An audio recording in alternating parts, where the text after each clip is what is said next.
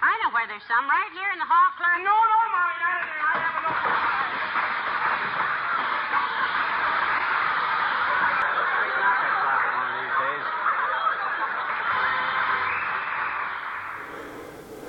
I've been restoring this radio. It's an R.P.C. radio. And if you've never heard of R.P.C., they made chassis for a number of other companies, including Continental Radio, which became Admiral ultimately. But this one is underway. And this is the dial plate. It sits right there. It's made of plastic. As you can see, it's very shiny. It's also not flat. It's pretty, I flattened it a lot. It was worse, believe it or not. Flattened it a lot using heat pressed between a couple of sheets of glass. And that worked pretty well. But it still has some issues, warpage being one. The other is, over time, the light, either sunlight or the bulbs from the radio that shine right through here, have burnt away all the red. This red stripe used to go all the way across on these 4 lines right here. So what I did was scan this into my computer and put the image into Photoshop, and restored the image. And I'll show you what it looks like restored.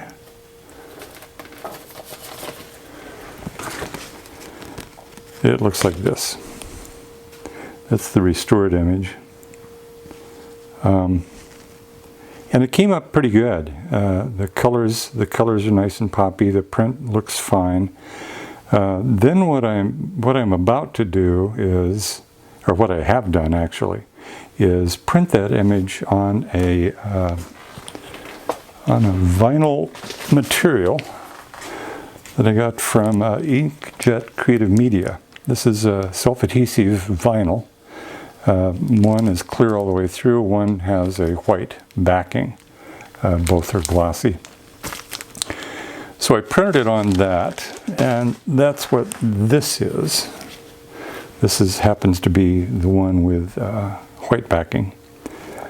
And what I'm going to do is apply this, since it's adhesive, I'm going to apply it to a polystyrene sheet that I got. Where did I get this? Got this from, Evergreen Scale Models. Polystyrene comes in clear, a bunch of different thicknesses. This one happens to be 0.01 inch or quarter of a mil. And this plus the vinyl should equal about the same thickness as the original. So what I've done is I've cut that out to scale. This white bar here won't show the cabinet, will cover that. And I'm going to stick it on a piece of the vinyl that I've cut out, and we'll see how it looks. In terms of a demonstration, and just to see for myself, this is a scrap piece of the polystyrene. And here's a scrap piece of the vinyl, and I'll stick it on the 2 scraps together and see how sticky it is.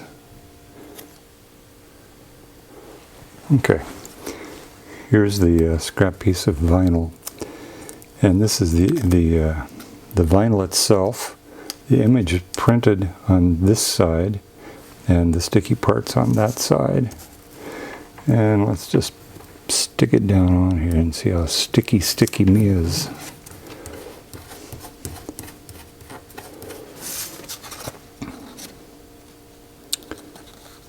It looks pretty good. There's some imperfections in this polystyrene that telegraph through, which I can see, but generally you won't see them, I think.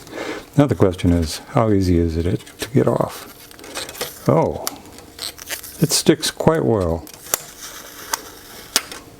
That's impressive. And like all vinyl, it's pretty tough stuff.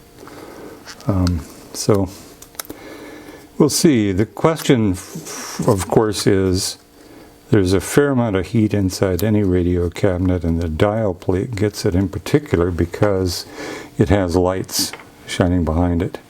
Those 6.3 volt lights get pretty hot sometimes.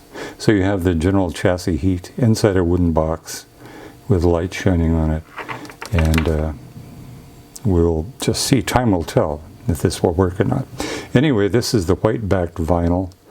I'm going to go ahead and off camera I will position the piece that I've cut out, printed and cut out already. I'll position that on a piece of the polystyrene and we'll see how it looks. Here's the first one. This is the white-backed vinyl. Even when you take the backing off, it still has color. And it looks pretty good. The black isn't as black as I would like it to be. The original has a brown tint, and that might be from age, cigarette smoke, who knows. So it's not as black as I would like it to be either. Blacks are awfully hard to achieve with inkjet printers, but it's not bad. The thickness is fine. It went down really easily. Yeah, we'll see. Now I have to figure out how to punch holes that small so I can mount it to the chassis itself. But that looks pretty good. Now I'll do the other one with the clear backing. And the reason I wondered about, I thought about whether it should be white or clear is, when I look at the original, it's actually semi-transparent through the lettering. But the whole thing is semi-transparent, so I might be fooling myself. Anyway, I did it. Didn't cost all that much. It's an experiment. We'll see how it works out.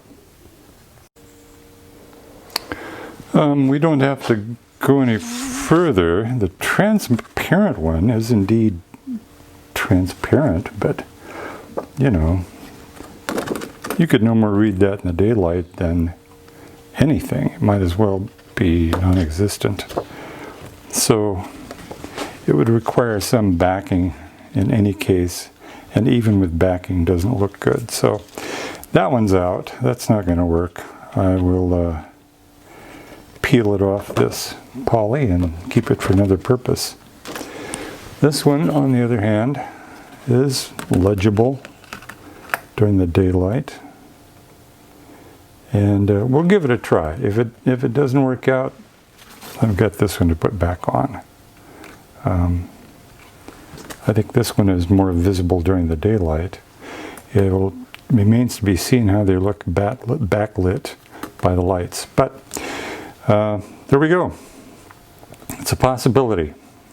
And that's what I'm interested in, is what are the possibilities.